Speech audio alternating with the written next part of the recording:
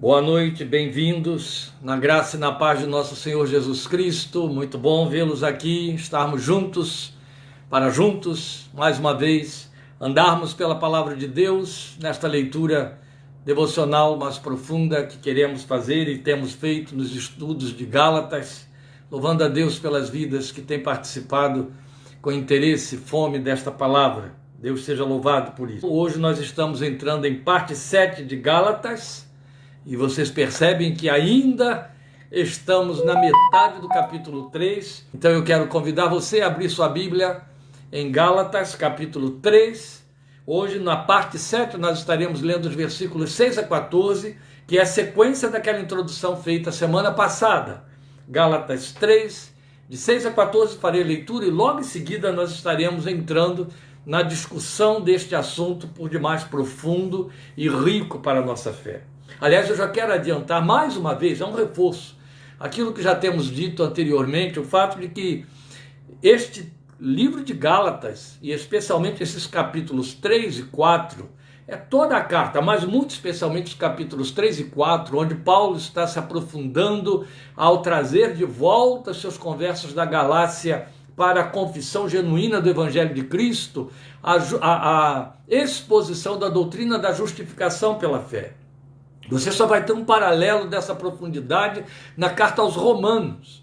Então aqui nós temos algo muito profundo, que os crentes aceitam, vivenciam o suficiente para sua confissão, para estar em paz, em comunhão com Deus, mas que no fundo, na verdade, conhecem pouco, não se aprofundam, não conhecem com detalhes, às vezes são pegos de surpresa diante da pergunta de um interlocutor a qual não sabem responder, não é? E Pedro nos manda estarmos preparados para que possamos responder a quem nos inquirir a razão da esperança que há em nós. Lembrem-se bem desse texto de 1 de Pedro 3,15, porque isso nos acontece muitas vezes. E aqui nós estamos tendo a oportunidade de ter bagagem material, conhecimento minucioso desta doutrina fundamental da nossa confissão. Ela é fundamental. Se tirá-la, não há mais igreja evangélica.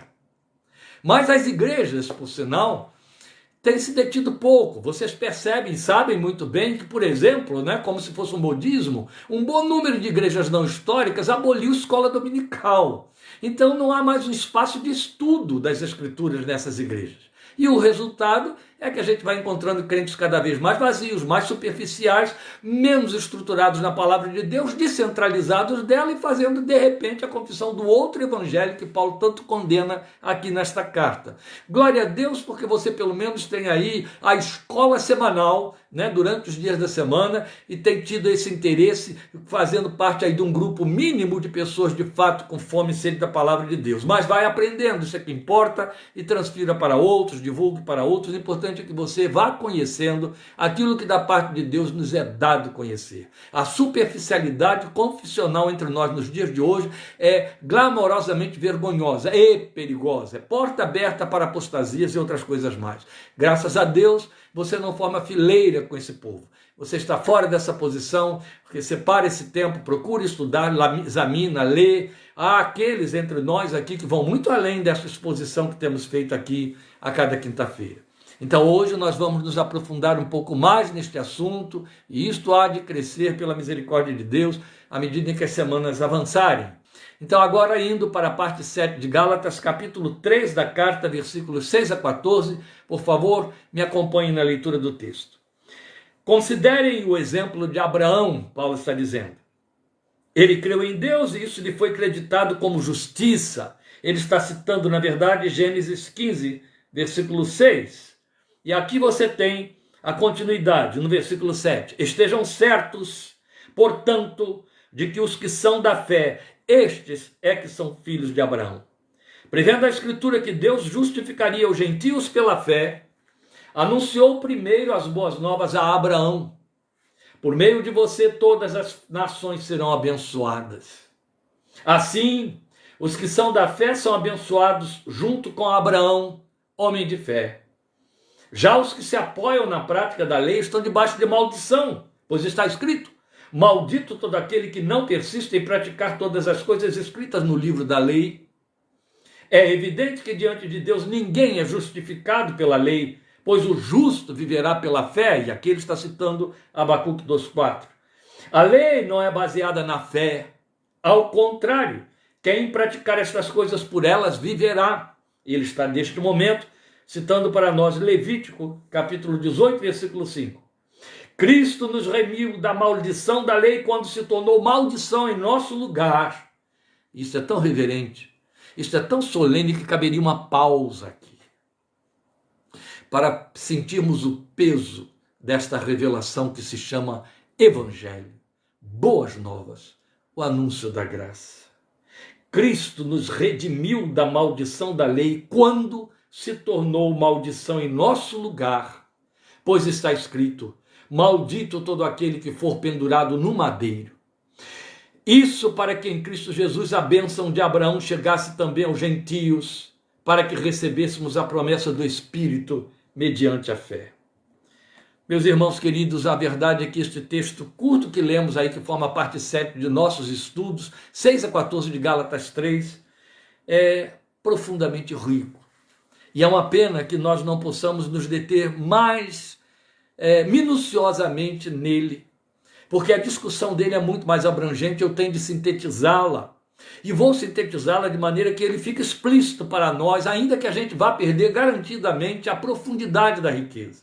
Uma das razões por que eu não posso me deter com minúcias é o fato de que isso pode tornar a caminhada em Gálatas enfadonha, não convém. Tudo bem, não temos compromisso com o tempo, mas também não podemos correr o risco de perder fio da meada. Então nós temos que fazer um processo de síntese. E você há de perceber que a minha síntese não será tão síntese assim como acontece a cada semana. O que eu quero dizer com isso é que, embora a riqueza de todos os argumentos que vem aí nessa exposição desses 8 versículos, 9 versículos, 6 a 14, eu vou fazer uma síntese, eu vou fazer a exposição do que Paulo está relembrando aos Gálatas, ensinando aos Gálatas, e aí não vou entrar em detalhes versículo por versículo, mas vou abordar a argumentação dos 9 versículos que acabamos de ler. O que temos aqui é que, depois de haver levado seus conversos da Galácia a um confronto de sua confissão via a experiência da iniciação, ele estava lembrando a eles como eles experimentaram a chegada do Evangelho no meio deles. Lembrem disso, isso foi visto semana passada na introdução, versículos 1 a 5. Agora ele os está conduzindo com a argumentação escriturística irrespondível. Aí é que entra a beleza do nosso texto aqui, da nossa parte 7. Veja, o que tínhamos lá em 1 a 5? Nós tínhamos lá Paulo confrontando os seus conversos com a experiência deles. Lembram que ele disse? Vocês receberam este evangelho com a pregação de lei? E em algum momento eu cheguei aí no meio de vocês, é a síntese daquilo que ele disse, pregando que vocês teriam que se circuncidar, guardar tais e tais partes da lei, ou toda a lei, ou eu nem sequer mencionei lei. Eu já entrei aí pregando para vocês Cristo e este crucificado, vocês creram, e Deus provou que vocês foram recebidos e formados igreja, porque foram batizados no corpo de Cristo, o Espírito encheu vocês, o Espírito operou milagre no meio de vocês. Ele estava lembrando a eles a experiência que tiveram. Ele disse, e aí vocês começaram no Espírito e querem agora terminar na carne? Bem, aquela foi uma argumentação em que ele os confrontava com a sua experiência. Acontece que os judaizantes estavam fazendo de conta que aquela experiência não significava nada e estavam entrando então com a sua mensagem de que eles tinham que voltar, praticar a lei, ir para a lei como eles faziam, como os judeus faziam, para que então toda a pregação da obra de Cristo se tornasse eficaz. Sem isso não haveria eficácia. Então Paulo, sabendo daquele argumento de como eles pregavam, como era esse outro evangelho dos judaizantes, ao qual alguns e muitos, não poucos, dos crentes da Galácia estavam se deixando levar, agora ele começa a argumentar escrituristicamente, ou seja, ele vai exatamente dentro do argumento deles, abre a Bíblia diante desses Gálatas e mostra onde eles estão equivocados, errando e como que o argumento deles não prevalece. Então vamos lembrar aqui, qual era o argumento dos judaizantes? O argumento dos judaizantes era, nós todos somos filhos de Abraão, e somente os filhos de Abraão são justos, são eleitos. Somente os que estão em aliança com Deus através da aliança que Deus fez com Abraão. E a aliança que Deus fez com Abraão foi na circuncisão da carne. Então, para poder você estar em aliança com Deus, tem de entrar na aliança que Deus fez com Abraão, deixando-se circuncidar. E não basta. É evidente que a lei veio, então, ratificar e estabelecer como padrão a circuncisão. Mas eles estão dizendo que, além disso, eles teriam de cumprir os outros quesitos da lei, guardar normas da lei, normas dos cerimoniais da lei, cumprir os dias santos, deixar de comer isso ou comer aquilo, para que pudessem então se purificar, de forma que pudessem apresentar a Deus essa obra de santidade, que então ratificaria, garantiria esta salvação prometida na justificação em Cristo Jesus. Esta era a doutrinação dos judaizantes. Para isso eles então diziam, vocês têm que se tornar descendentes de Abraão como nós, através do rito da circuncisão, e têm de guardar a lei porque é ela que justifica. Paulo vai bem dentro desses argumentos e derruba tudo isso, que é o que faremos agora, é o que estaremos vendo agora. Então veja bem, eles usavam a pessoa de Abraão como o homem da aliança com Deus e, como todos os outros judeus, se orgulhavam de serem descendência de Abraão. Com isso, pretendiam que os conversos gentios só poderiam ser participantes da aliança de Deus com Abraão através desse método físico e visível dessa aliança, que era o rito da circuncisão. Então Paulo vai argumentar que a aliança de Deus com Abraão, é o que você acabou de ler, considerem o exemplo de Abraão, versículo 6, a aliança de Deus com Abraão, para a qual chamava todos os povos, se antecipou em muito ao rito da circuncisão e se baseou na justificação pela fé, quando lhe fez sua promessa de abençoá-lo e por seu intermédio a todas as famílias da terra.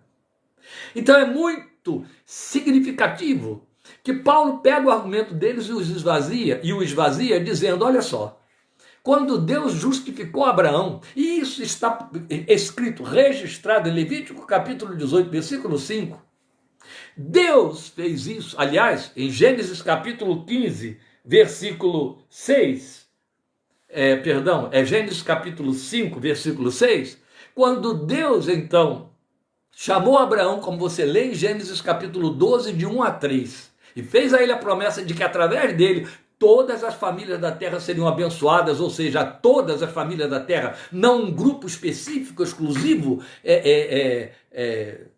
seleto, chamado judeus, mas todos, judeus e gentios, todas as famílias da terra, Abraão, serão abençoadas através de você. Opa! E esses serão seus descendentes. Os descendentes de Abraão são aqueles que creem na promessa, é o que Paulo está dizendo. Ora, Abraão, eu vou fazer de você o abençoador de todas as famílias da terra. Em você serão bem abençoadas todas as famílias da terra. Aí, Deus lhe faz uma promessa, para que esta bênção para todas as famílias da terra se cumpra. Eu vou fazer a sua descendência transbordar, como as areias do mar, como as estrelas do céu, que ninguém pode contar. E Abraão, vocês sabem muito bem, era muito idoso, casado com uma mulher estéril, Sara. Mas a Bíblia diz que quando Deus lhe faz essa promessa, ele creu em Deus. E porque creu em Deus, é onde você tem Gênesis 15, 6, dizendo, Deus imputou isso como justiça a Abraão. Então Paulo está dizendo, Deus fez essa promessa a Abraão, sem pedir nada em troca, sem estabelecer a circuncisão, sem pedir que ele cumprisse qualquer obra. Deus justificou Abraão por sua fé na promessa. Opa! E é justamente nessa justificação, por sua fé na promessa, que Deus faz dele o padrão de quem crê. E Deus estabelece que todos os que crerem como ele serão seus filhos. E não todos os que forem circuncidados, como Deus depois manda que ele se circuncide. Então, outro tanto, insistiam os judaizantes em que tanto a circuncisão quanto a lei, que a oficializou, como acabamos de dizer, era obrigatória. Era um método único de justificação diante de Deus. Então, uma argumentação que seguramente levava qualquer crente a se ver sob o jugo da lei, tal como os judeus, dispensando assim a necessidade e realidade da obra de Cristo por nós na cruz. Quando eu coloco aqui que se a pregação dos judaizantes, dizendo que para serem de fato justos eles teriam que se circuncidar, tornarem-se filhos de Abraão naquela aliança da circuncisão e cumprir a lei, quando eu digo que uma vez que eles pregam isso fazia da cruz uma coisa nula, a obra de Jesus na cruz se tornava então totalmente desnecessária. Você vai ter essa argumentação muito mais profunda no capítulo 5. É onde Lutero, que fez desta carta a porta de entrada da pregação da graça, pela qual inclusive ele se levantou contra toda uma cristandade judaizante, que era a igreja medieval, a igreja romana, e daí veio a reforma. Lutero se aprofunda ali, e naqueles textos, especialmente em que Lutero declara, tornam nula a obra de Cristo, ele reforça isso que eu estou dizendo aqui agora a vocês. De tal maneira que se você tem de praticar alguma obra, a obra de Cristo na cruz foi em vão e desnecessária. Foi uma pantomima completamente desnecessária. Ninguém precisa crer em Cristo, ninguém precisa oferecer o sacrifício de Cristo a Deus em seu lugar, porque de nada serve se temos de guardar a lei, se temos de cumprir a lei. Bem, vamos avançar nisso aqui, porque isso é por demais importante. Então o apóstolo derruba esses argumentos com a mesma argumentação escriturística. Veja, vamos a ela. É aí que no versículo 6 ele diz, considerem o exemplo de Abraão. Então vamos pensar no exemplo de Abraão. Ele começa nesse versículo 6 e vai se estender até o verso 9. Então eu vou ler de novo. Ele creu em Deus, Abraão, e isso lhe foi acreditado como justiça. Estejam certos, portanto, de que os que são da fé, ou seja, os que creem na promessa como Abraão, creu na promessa e foi justificado, estes é que são filhos de Abraão. Prevendo a Escritura que Deus justificaria os gentios pela fé, que bonito, né? Prevendo a Escritura que Deus justificaria os gentios pela fé, quer dizer, Deus olhando lá para frente, daí a promessa que fez a Abraão, anunciou primeiro o evangelho, boas novas, as boas novas. A tradução de boas novas, ou melhor, a tradução de evangelho é boas novas. Boas novas significa evangelho. E Paulo está escrevendo no grego, então ele falou evangelho. Então o que ele está dizendo? Anunciou primeiro as boas novas, o evangelho, a Abraão. Em que consistia esse evangelho, essas boas novas anunciadas a Abraão? Por meio de você, todas as nações serão abençoadas. Esse é o evangelho. E aqui está Paulo dizendo que Deus, porque as escrituras previam que os gentios seriam abençoados, se antecipou, prometendo, anunciando a Abraão esse evangelho. Por meio de você, todas as nações serão abençoadas, todas as nações. Aqueles que vierem tendo a pretensão de dizer não, mas quando ele falou dos filhos de Abraão, que seriam como as areias do mar e como as estrelas do céu, ele estava se referindo à descendência que viria por meio de Isaac. Não, você acaba de ouvir o texto dizendo, todas as nações serão abençoadas. Não somente a nação filha de Israel, ou de Isaac, daí de Israel, que era o filho de Isaac. Assim, os que são da fé são abençoados junto com Abraão, homem de fé. Este é o versículo 9, e eu falei que a leitura ia até o versículo 9. Quais pontos, então, ele elenca, baseado em Gênesis 12, de 1 a 3? Vamos lembrar de Gênesis 12, de 1 a 3? Porque se eu ficar apenas citando o texto, por mais que você o conheça, memorize coisa semelhante, há aqueles que não conhecem, então é importante que a gente repasse o texto. Gênesis 12, de 1 a 3, inclusive o título que você tem aí colocado pelos tradutores é o chamado de Abraão. Então o Senhor disse a Abraão, saia da sua terra, do meio dos seus parentes e da casa de seu pai, e vá para a terra que eu lhe mostrarei. Farei de você um grande povo, e o abençoarei. Tornarei famoso o seu nome, e você será uma bênção. Abençoarei os que o abençoarem, e amaldiçoarei os que o amaldiçoarem. E por meio de você, todos os povos da terra serão abençoados. Você percebe? Na promessa que Deus lhe faz, Deus diz assim, farei de você um grande povo. Claro, ele está falando da promessa que viria a acontecer através de Isaac. Mas não a restringe a esse povo que nasceria, descendência da carne de Abraão. Ele estende e diz o quê? Por meio de você, todos os povos da terra serão abençoados. Então Paulo pega esse texto de Gênesis 12, de 1 a 3 e diz, isto é evangelho, que Deus anunciou a Abraão, porque ele previa que os gentios seriam abençoados, era o seu propósito. E ao anunciar isso, ele vai mostrar que os outros povos seriam abençoados na fé que teve o crente Abraão. Que fé? Aquela que estava depositada na promessa. Creu Abraão em Deus e isso lhe foi imputado como justiça É o texto de Gênesis 15:6, que falarei exatamente aqui de imediato. Veja bem, essa fraseologia de Gênesis 15:6, creu Abraão em Deus, e isso lhe foi imputado por justiça, que Paulo vai repetir em Romanos 4:3, você vai ter essa mesma fraseologia lá. Ela significa que Deus imputou justificação ou declarou justo a Abraão, porque ele creu na promessa. Meus queridos, se os judaizantes e todos os judeus queriam que a pessoa fosse justa e assumisse o título de justo, e declarasse justo, se entendesse justo, a partir do momento em que observasse a lei, cadê a lei aqui? Em que lei baseou-se Deus, é isso que Paulo está argumentando, para declarar Abraão justo? Qual obra Abraão cumpriu? Ainda nem a circuncisão estava estabelecida. Qual foi a obra que Abraão ofereceu? Qual foi a exigência de Deus? A exigência de Deus foi: crê, Abraão. Você crê nisso, Abraão? Abraão creu, isso lhe foi imputado por justiça. É lindo o argumento do apóstolo, é uma exegese profunda que derruba a argumentação de qualquer judaizante. Você me acompanhou e creio que você já entendeu. Então o que está acontecendo é o texto dizendo para nós, em Gênesis 15:6, e Paulo está trabalhando com isso, que Deus imputou justificação, que Deus declarou Abraão justo porque ele creu na promessa, não porque ele apresentou alguma obra. Imputar por justo. Aí estamos ensinando o significado técnico da palavra, o seu sentido. Tem o sentido de criar uma conta, é como quem cria uma conta e deposita nela um valor. Entende?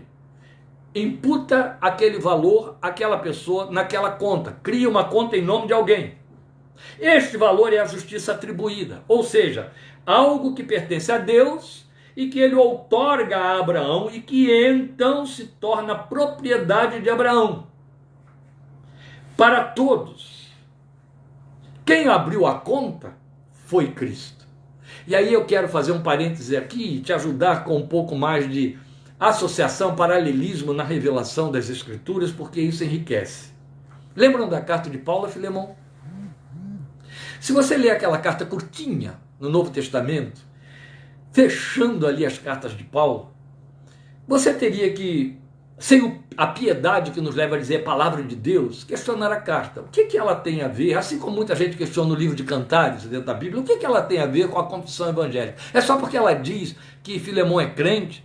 Porque Paulo está pedindo que Filemão aceite Onésimo, que se converteu? É porque Paulo está dizendo quanto que ama Filemão, a saudade que tem dele ou coisa parecida? Ou esta carta está ali porque ela nos comunica uma mensagem espiritual sólida, abundante e profunda? Porque ela é genuinamente evangélica. E esta é a resposta.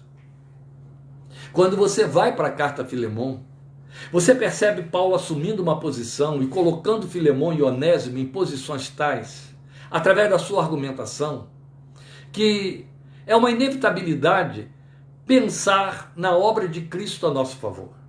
Nós temos ali, não é uma figuração, mas ela está implícita ali. Nós temos ali um paralelismo entre nós e Onésimo.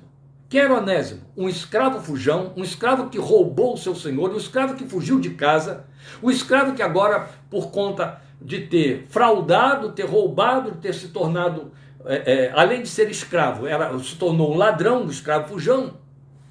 Ele era passível de morte, porque a lei da época contemplava isso. O senhor de um escravo que fosse por ele roubado, tinha direito de matá-lo.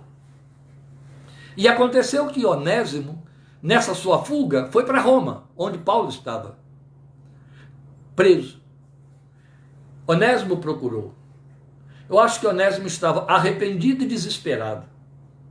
E então Paulo evangeliza Onésimo. Gerei nas minhas prisões. Inevitavelmente você tem aí um paralelismo que nos mostra Cristo e a sua obra. Ele veio até aqui. Ele veio até o abismo, as trevas inferiores, a terra, para nos gerar na prisão da sua carne e do seu corpo, nos gerar de novo. E aí, ele gerou Onésimo e o devolve a Filemão, que aí vai fazer um paralelismo com Deus Pai, e diz, recebe-o de novo, recebe-o como um irmão muito amado, não mais como servo. mas como um irmão muito amado. Aí é bonito você lembrar de Jesus dizendo em João capítulo 15, eu já não chamarei mais de vocês de servos, e sim amigos, porque o servo não fica para sempre em casa, mas o amigo, o filho, fica para sempre. E aí ele diz assim para Filemão, para Onésimo, perdão, para Filemão, recebe-o como a mim mesmo. Se te deve alguma coisa, põe na minha conta. Eu só trouxe a história de Filemão e de Onésimo, a carta a Filemão aqui, para ilustrar isso, mostrar isso a você. Deus nos imputou na conta de Cristo crédito de Jesus, a sua justiça, que ele granjeou para nós, porque ele cumpriu a lei completa e foi o único. Porque, como ele mesmo disse, quem de vocês me convence de pecado? Foi o único que pôde cumprir a lei e a cumpriu por nós. E então Deus nos credita a conta de Jesus, nos imputa a justiça do seu Filho, como fez com Abraão. Esta é a síntese da teologia da justificação pela fé, que se chama graça, a graça revelada. O fato de Abraão ser justificado porque creu, então estabelece duas vertentes benditas, vamos a elas. A primeira é, ele foi justificado por fé na promessa. Ora, qual é a promessa para mim e para você? Quem nele crê não será condenado. Passou da morte para a vida. Quem crê em mim, ainda que esteja morto, viverá.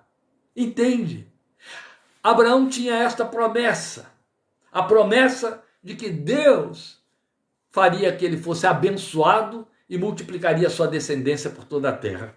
E abençoaria todas as nações da terra através dele. Ele creu na promessa de que daria fruto. E Deus imputou a ele justiça, porque creu Abraão em Deus e isso lhe foi imputado por justiça. Nós temos a promessa e o que nos é requerido é que creiamos na promessa. E quando cremos, qual é a promessa? Quem nele crê em Cristo será justificado, será salvo. Isso nos é imputado por justiça. Somos declarados justos. A outra vertente é que ele não teve que cumprir obra, já falamos isso, ou rito algum para receber a imputação de justiça. Creu. E porque creu, se tornou pai dos que creem. Pai dos que têm fé. Porque o crente Abraão era um homem de fé. Ele creu na promessa. Então todos os que creem na promessa se tornam filhos da fé que teve nosso pai Abraão. Que argumentação é essa? Romanos capítulo 4, versículos 18 em diante. Paulo está dizendo que todos que creem se tornam filhos na fé que teve nosso pai Abraão. Ou seja, é do mesmo padrão. Creu na promessa. Se com a tua boca confessares a Jesus como Senhor, Romanos 10, versículo 9, e no teu coração creres que Deus o ressuscitou dentre os mortos, serás salvo. Aí está a promessa. Nós vamos ver mais tarde como o apóstolo amplia a sua argumentação. E isso se torna mais dilatado em Romanos capítulos 5 e 6. É quando ele vai ensinar que Cristo pagou o preço para tornar acessível a todos esta imputação de justiça.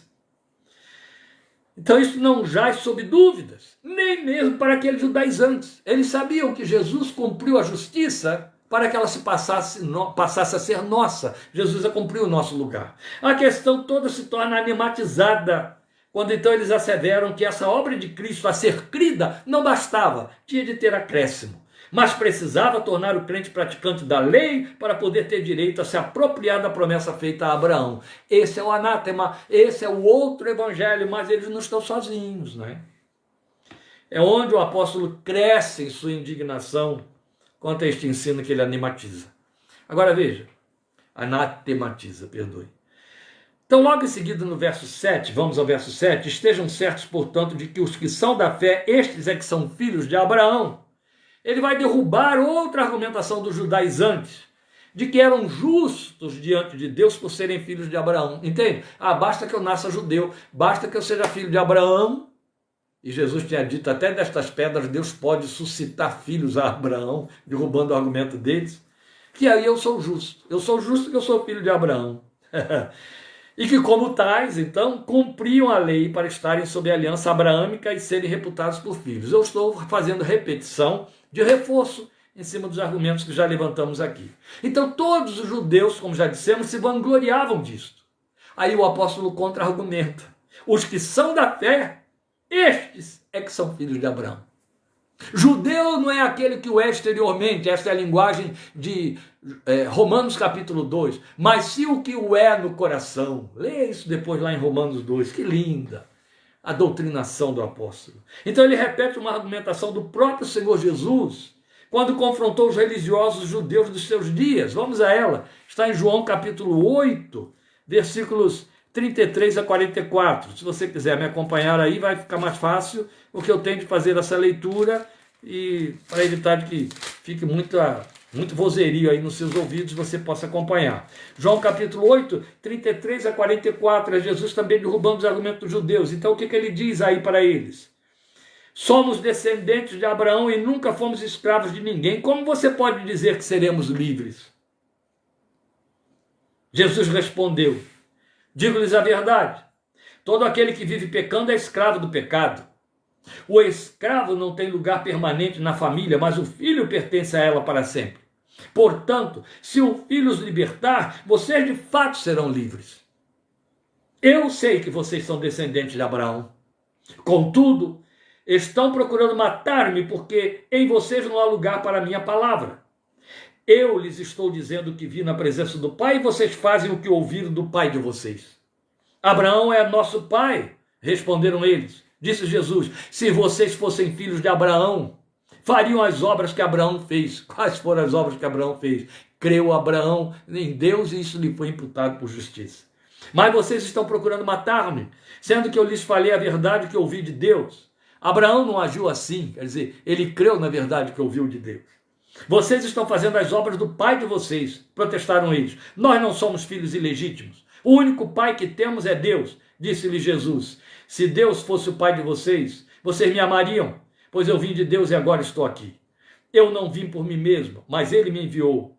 Por que a minha linguagem não é clara para vocês? Porque são incapazes de ouvir o que eu digo. Vocês pertencem ao pai de vocês, o diabo, e querem realizar o desejo dele. Ele foi homicida desde o princípio e não se apegou à verdade, pois não há verdade nele. Quando mente, fala a sua própria língua, pois é mentiroso e pai da mentira. Olha o que Jesus está fazendo aqui, está derrubando o argumento deles de que somos filhos de Abraão, quando mostra que a sua descendência não fazia deles filhos de Abraão, porque rejeitavam a palavra. A descendência física não fazia deles judeus no coração. Descendência espiritual, porque não queriam crer, ao contrário de Abraão, que creu.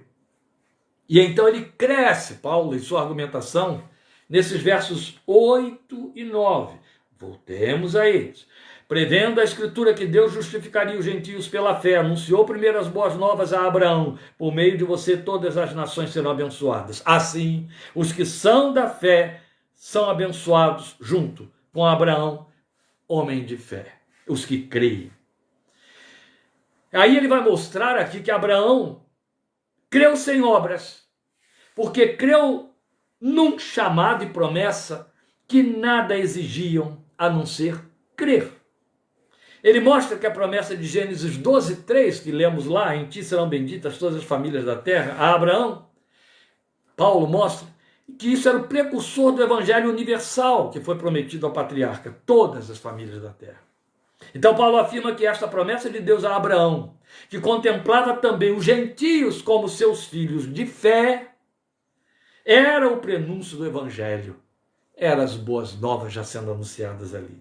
Então isso se confirma na declaração de Jesus a respeito de Abraão, em João 8, 56 a 59. Aí você vai comigo de novo para João 8, porque agora você vai entender porque Paulo está dizendo que Deus, prevendo as Escrituras que os gentios haveriam de crer, Deus anunciou primeiramente a Abraão as boas novas. Jesus pega isso aqui e usa de uma argumentação que tonteia os judeus e deixa eles confusos e irritados. O Senhor vai dizer, João 8, 56 a 59, Abraão, pai de vocês, regozijou-se porque veria o meu dia. Ele o viu e alegrou-se. Disseram-lhe os judeus, você ainda não tem 50 anos e viu Abraão? Respondeu Jesus, eu lhes afirmo que antes de Abraão nascer, eu sou. Então eles apanharam pedras para apedrejá-lo, mas Jesus escondeu-se e saiu do templo. Ora, o Senhor está usando a linguagem daquelas teofanias do Velho Testamento. O Senhor está dizendo, eu apareci a Abraão e ele creu em mim. E você tem o registro disso clássico. Quando Deus faz as promessas, há uma aparição física que Abraão vê.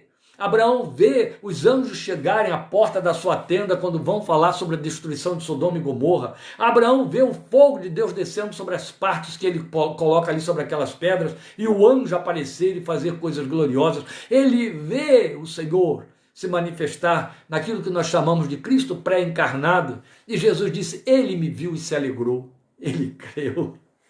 E os judeus não conseguiram entender isso. Você não tem ainda nem 50 anos, como que pode ter visto Abraão, né, que já tinha existido há 1500? Aí ele diz, Abraão viu o meu dia e se alegrou, na verdade, 1930 anos antes, 2000 anos antes, não é?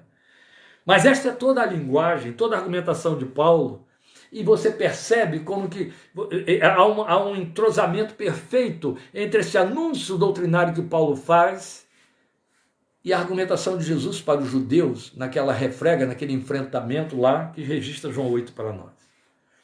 Veja, então o apóstolo leva os seus conversos a serem confrontados com o significado da lei. Vamos então, uma vez colocado, que ele colocou ali o exemplo de Abraão, pensar agora no lugar da lei dentro dessa argumentação dele. Veja, ele ataca os argumentos escriturísticos dos judaizantes ou legalistas nos versos 10 a 14. Já os que se apoiam na prática da lei estão debaixo de maldição, pois está escrito, maldito todo aquele que não persiste em praticar todas as coisas escritas no livro da lei. É evidente que diante de Deus ninguém é justificado pela lei, Paulo está dizendo, pois o justo viverá pela fé. Então ele cita Abacuque 2,4. A lei não é baseada na fé, em nenhum lugar da lei. Em nenhum momento, nos 5 livros de Moisés, em nenhum momento você encontra a lei fazendo referência à fé. Em nenhum momento a lei diz, creia nisso e eu te abençoarei, creia nisso e algo acontecerá com você. Não. A lei começa e se encerra dizendo, cumpra isso, obedeça aquilo e eu te abençoarei. Então Paulo está dizendo, a lei não justifica ninguém, ela não está baseada na fé, mas maldito todo aquele que não persiste em praticar todas as coisas escritas no livro da lei. Qualquer judeu que ouvisse, ainda hoje pode ouvir Paulo, sabe que ele está falando uma verdade irrespondível. Ninguém consegue praticar todas as coisas que estão na lei. Paulo e Tiago dizem explicitamente que se você tropeça num só ponto da lei, você perde todos os outros.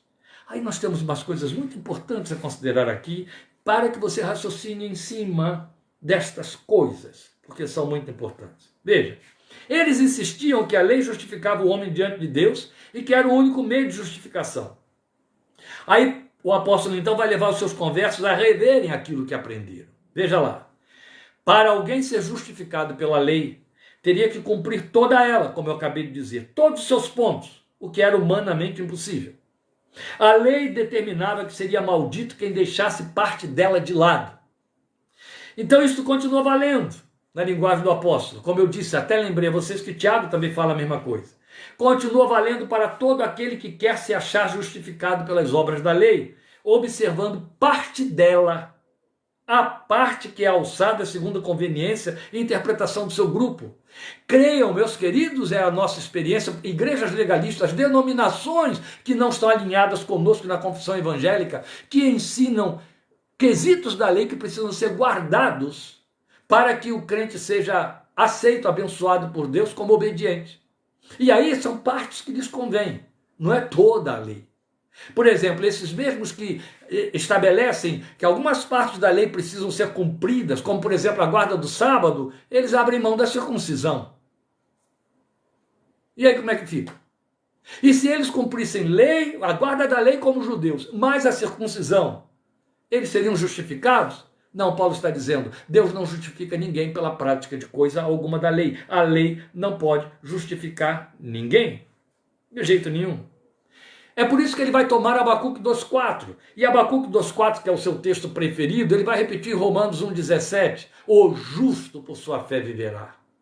Este é o argumento de Deus. para mostrar que Deus asseverou que a justiça viria por fé e não por obras. Mas ele dilata o seu argumento no versículo 12, quando ele cita o texto de Levítico 18:5. O que ele diz no versículo 12? A lei não é baseada na fé. Ao contrário, quem praticar estas coisas, por elas viverá. É isso que Levítico 18:5 diz. O que Levítico 18:5 diz? Você não tem que crer em nada, você tem que praticar estas coisas. Se praticá-las, viverá. Como a pessoa não as pratica ou não consegue praticar todas, qual é a consequência? Morte. Morte espiritual. Morrerá. Maldito. Sério, não é? Grave. Mas esta é uma articulação e uma argumentação exegeticamente perfeita. Ele está mostrando a lei não justifica, a lei não se baseia na fé. E Deus justifica o homem pela fé, como declarou em Abacuque 2:4, como disse que a descendência de Abraão seria uma descendência feita sobre a fé na promessa. Isso é muito significativo. Prova que a lei exigia cumprimento total para poder conceder vida, o que nunca aconteceria. Então ele encerra seu argumento demonstrando que a lei expõe o pecado e a incapacidade humana de satisfazer por obras e por si mesmo a justiça divina. Meus irmãos, eu sei que eu vou me repetir, não é bom que eu me repita, porque o mínimo que eu tenho de esperar é que você tenha prestado tanta atenção na aula passada que eu não preciso me repetir. Mas existe uma argumentação tão grande, ou então um descaso, ou então um desinteresse da parte de muitos crentes, ou que se atrapalham quando alguém pergunta para eles, mas por que Deus condenou o pecado com a morte? E por que Deus estabeleceu que Jesus teria que morrer pelos pecadores? Por que Deus não simplesmente perdoou? Ele é amoroso, é Pai amoroso, não é Deus de amor, Deus é amor. Então por que Deus condena? Por que Deus criou o inferno? Por que Deus põe no inferno? Por que Deus diz que o homem está condenado se não se arrepender? Por que tem que crer em Jesus? Não basta que ele pratique alguma coisa, ofereça algo. A primeira coisa que temos a considerar é: a lei não veio para justificar, a lei veio para mostrar como é a justiça divina. A lei veio para mostrar duas coisas. Estou me repetindo. A primeira, como é a santidade de Deus e a visão que Deus tem do pecado. Como Deus abomina o pecado, odeia o pecado. Odeia o pecado. E declarou que o pecado só tem um lugar, longe dele por toda a eternidade. Seus olhos não contemplam o mal, a Bíblia diz. Santo, santo, santo é o Senhor dos exércitos. Toda a terra está cheia da sua glória. O nome do seu Espírito que em nós habita é Espírito Santo de Deus. Pois bem, a lei veio para mostrar quanto Deus é santo. E ela então explica, isso está errado, aquilo outro está errado, não pode, não deve, não faça, faça daquele jeito, não faça desse jeito. Se fizer deste jeito você vai ser condenado, tem que fazer daquele outro para não ser condenado, não manda crer em nada. A outra coisa que a lei faz é mostrar ao homem como é impossível para ele salvar a si mesmo. Com muita sabedoria, um bom número de homens de Deus, eruditos, examinadores das Escrituras, escreveram e disseram mais de uma vez, inclusive John Stott, no seu magnífico livro A Cruz de Cristo, que eu recomendo que você leia 3, 4, 5 vezes o livro todo. A Cruz de Cristo.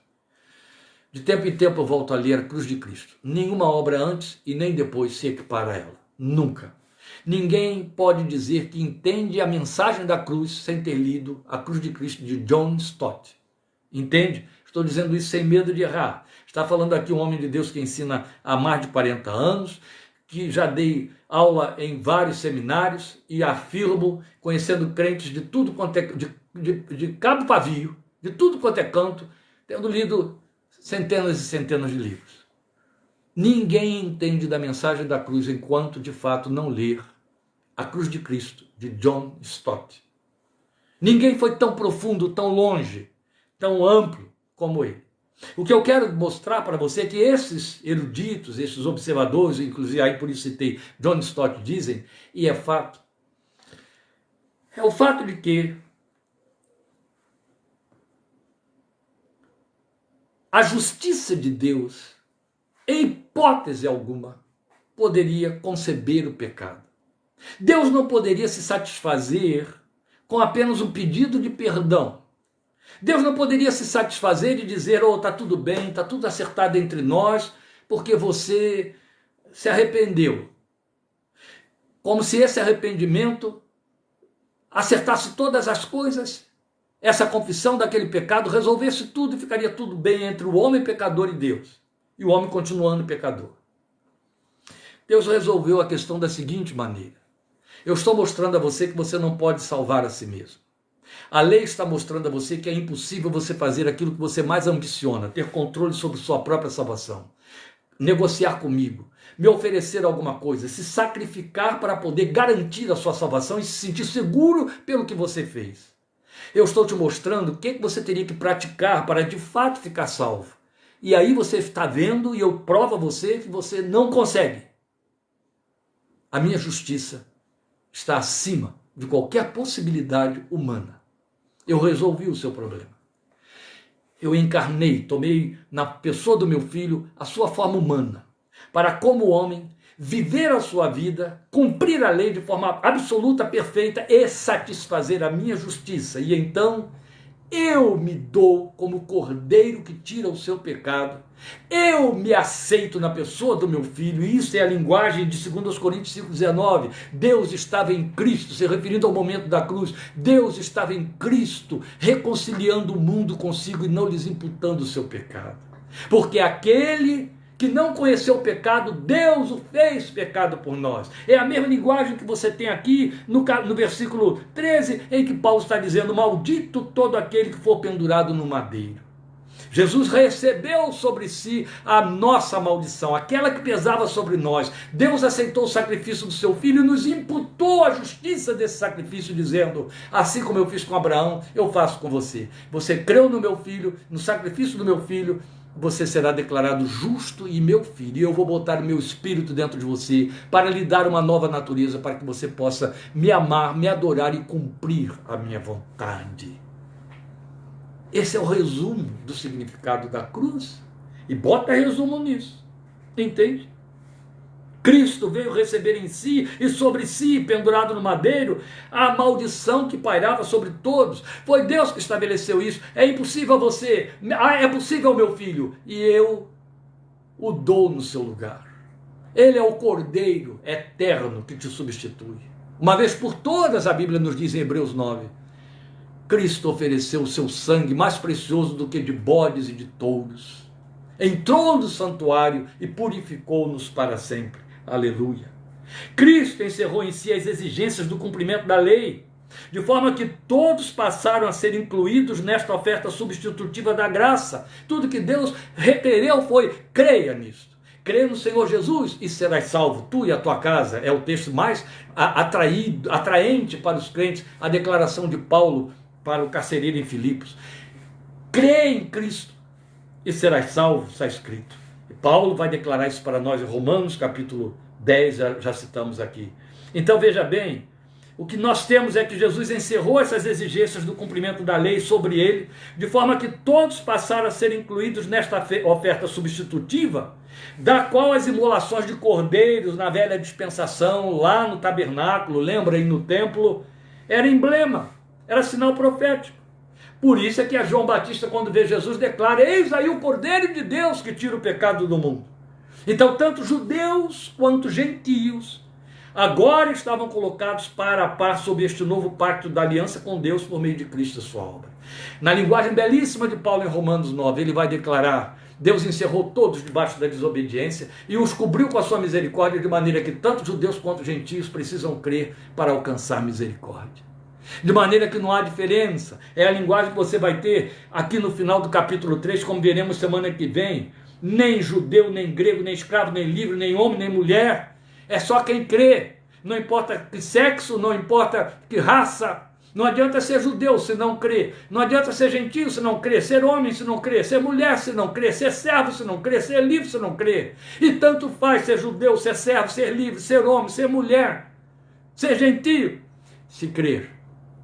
Porque se crer, o que importa é que seja filho de Abraão pela fé, eu lhe imputo a justiça do meu filho, como fiz com Abraão. É lindo, não é? Nem se crer descendência de Abraão resolve nada. Não adianta ser circuncidado, não adianta cumprir a lei, guardar o sábado, porque isso não vai salvar ninguém.